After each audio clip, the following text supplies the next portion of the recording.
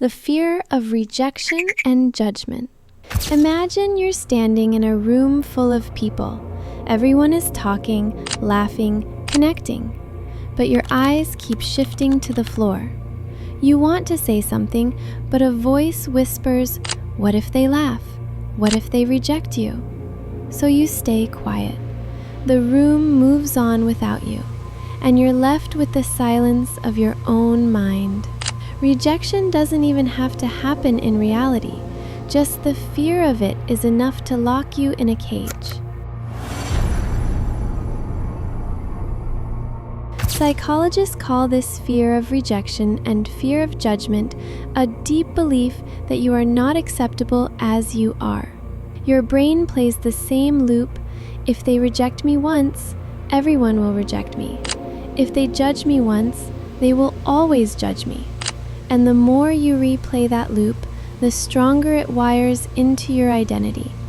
You stop trying, not because you can't, but because you've convinced yourself the answer is already no. I remember a friend who once told me, "I stopped applying for jobs after just 2 interviews. Why?" I asked. He said, "Because both companies rejected me." He sat at home, not sending his CV anywhere else. But his mind didn't stop there. It began adding reasons, false reasons. Maybe I was rejected because of my pimples. Maybe they didn't like me because I wasn't wearing branded clothes. He turned 2 simple rejections into a permanent belief that the whole world would judge him. The truth? He never knew the real reasons. But his mind built a wall of excuses, and behind that wall, he stayed trapped. This fear often comes from early experiences. Maybe your mistakes were mocked instead of guided. Maybe no felt like shame instead of a normal answer. Maybe you compared yourself to the perfect people around you. And now, with social media, every scroll is a new trial. People's highlights feel like proof. They belong.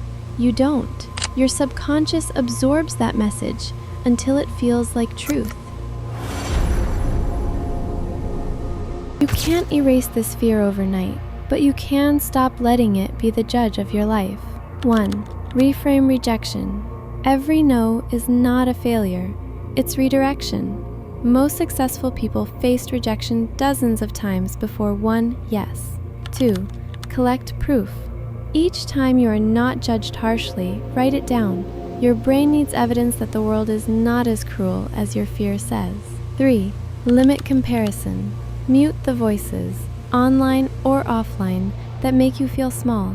Replace them with people and content that show growth, not perfection. 4. Practice exposure. Once a week, do something that risks small rejection. Speak in a group, share your opinion, apply to a job. Each step makes the fear quieter.